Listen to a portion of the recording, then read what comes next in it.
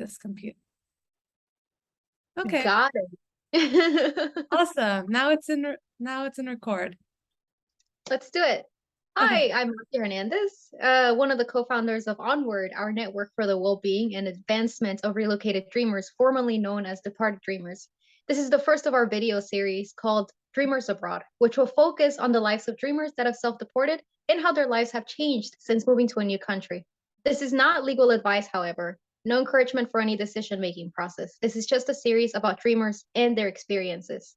Today we have co-founder Tawheeda here to talk to us about her experience about moving to Canada. So Tawheeda, could you introduce yourself? Hi. Yes. Thank you, Monsi. Hi, my name is Tawheeda Wahabzada. I live in Toronto, Canada. I've been here since February 2020, so basically right before the pandemic, which wasn't the best luck on my end, but yes. And I'm Okay, happy to talk to you more about any questions. great. Could you share when you were a DACA recipient? Yeah, so I was a DACA recipient I got approved sometime in 2013 because I applied in late 2012 and then I got approved in 2013. So I've been a DACA recipient from 2013 to early 2020. So And that's where were you located before departing the United States? Yeah, well, I've been a bit everywhere. I was living in Washington, D.C.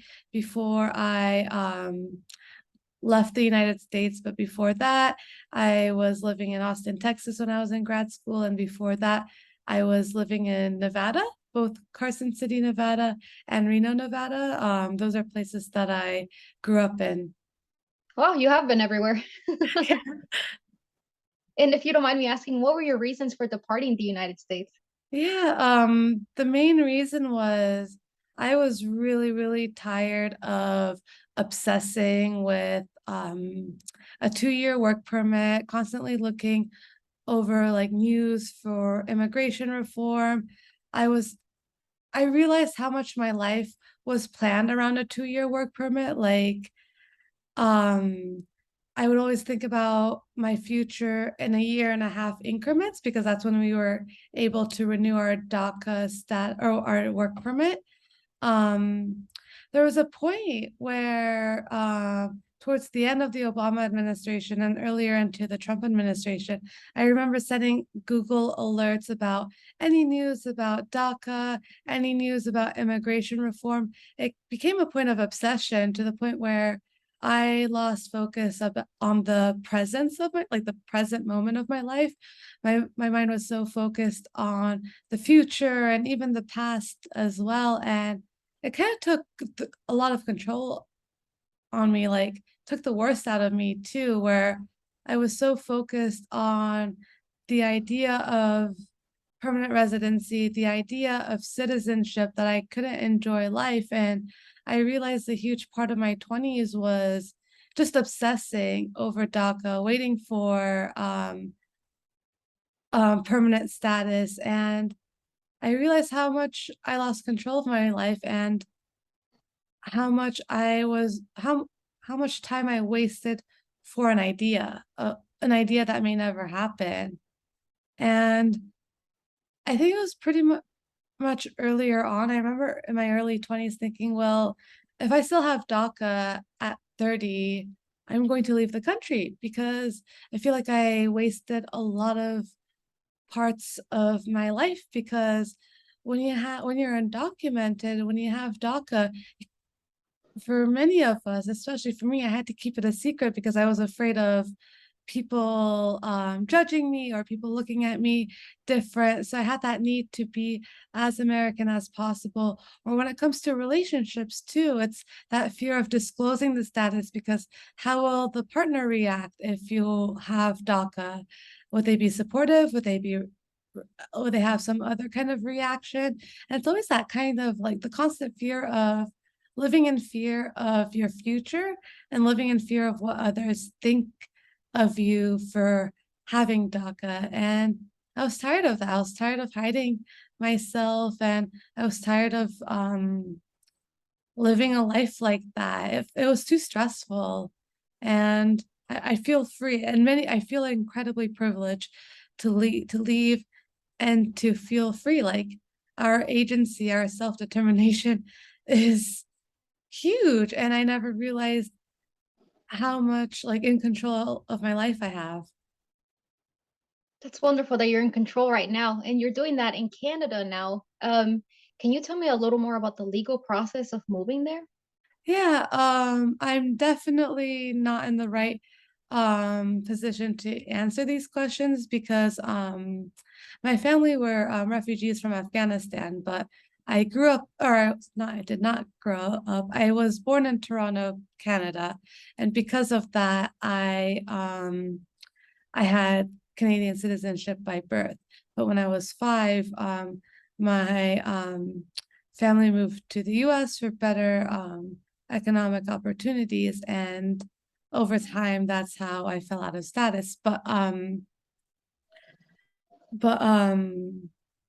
what I was going to say is I'm not in the position to answer that question, but I will mention that when I moved to Canada, it did take a lot of, I guess it did take a lot of like paperwork to reestablish yourself. So like, such as like obtaining a social insurance number, which is similar to like a social security number, um, getting transferring your driver's license, getting a health insurance card, opening a bank account, all of that gets a bit overwhelming when, especially when you're alone and navigating all of that.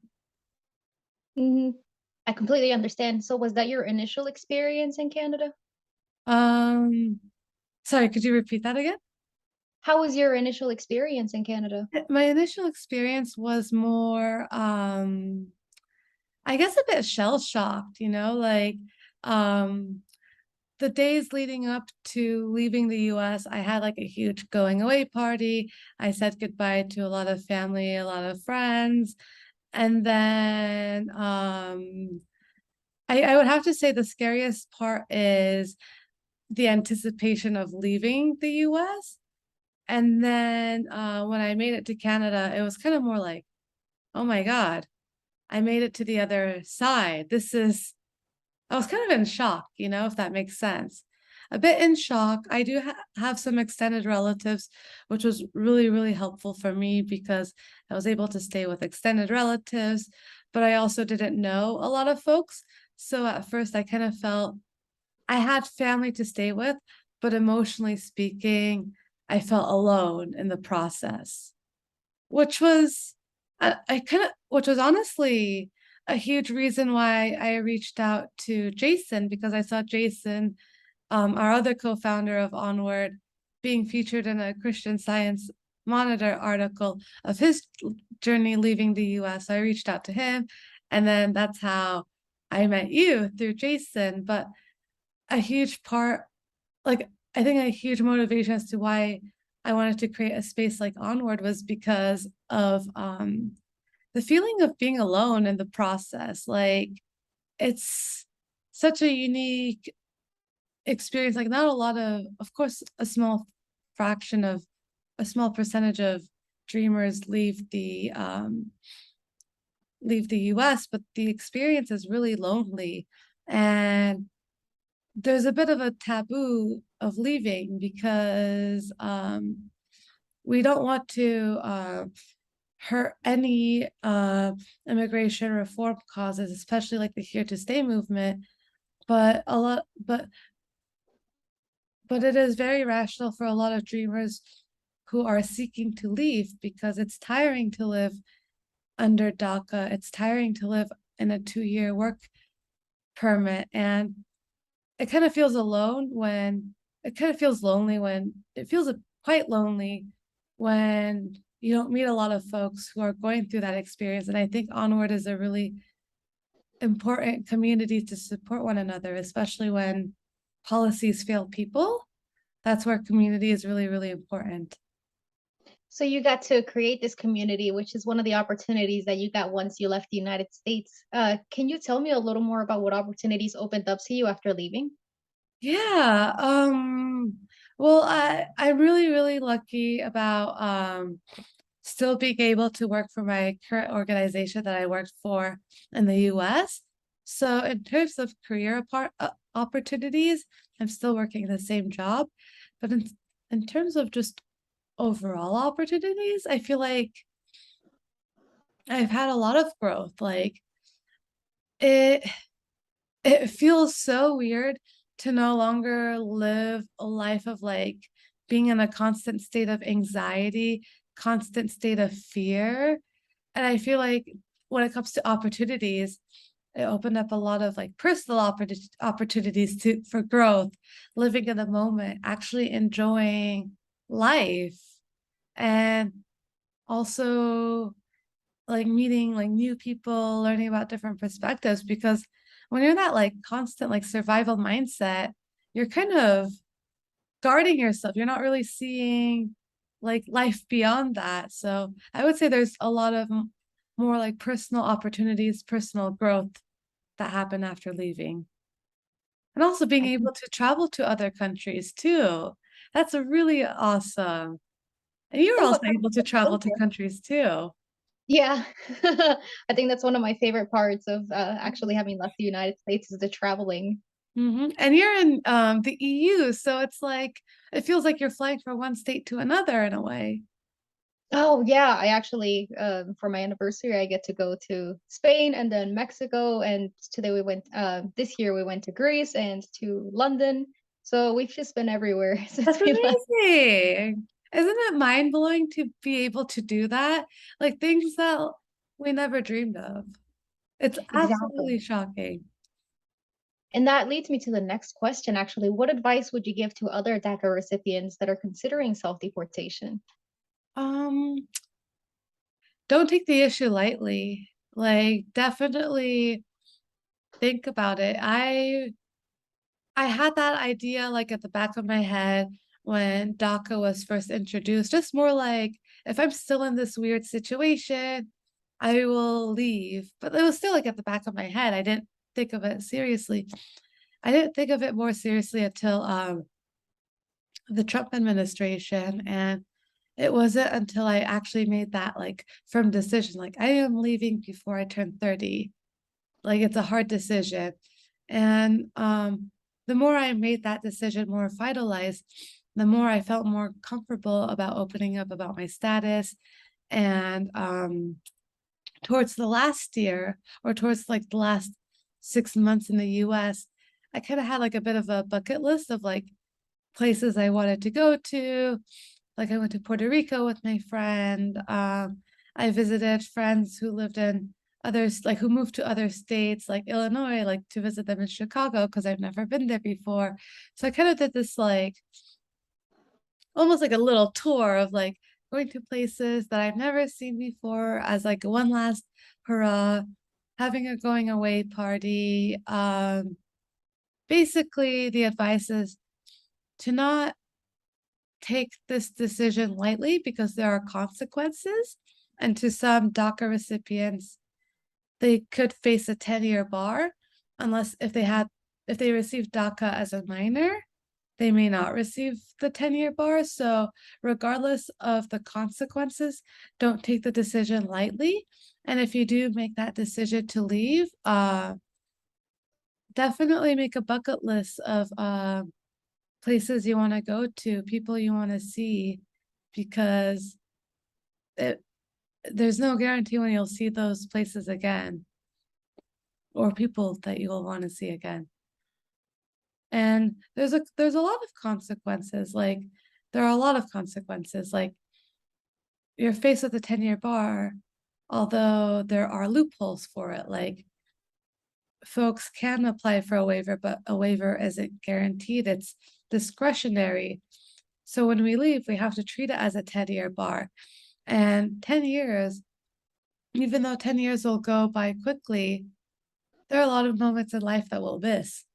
Weddings, funerals, births, and that's something that we can't take lightly either. So there are a lot of consequences, and you'd have to be like willing to accept these kinds of consequences by missing a lot of potentially a lot of like grow, like other people's growth in life or other life moments. That's very, very true. There's definitely a lot of consequences that come with it, and there's a lot of blessings that come with it. Would you say that overall this experience has been positive, or would you say it has mainly been a negative decision to make? Um, Definitely positive. I have no regrets. I wish I did it sooner, honestly.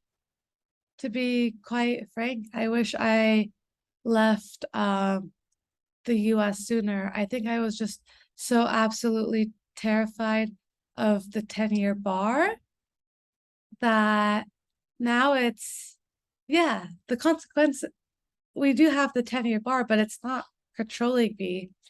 I'm able to live my life normally. I'm able to live my life without having any fear. And I'm not in that like survival mindset.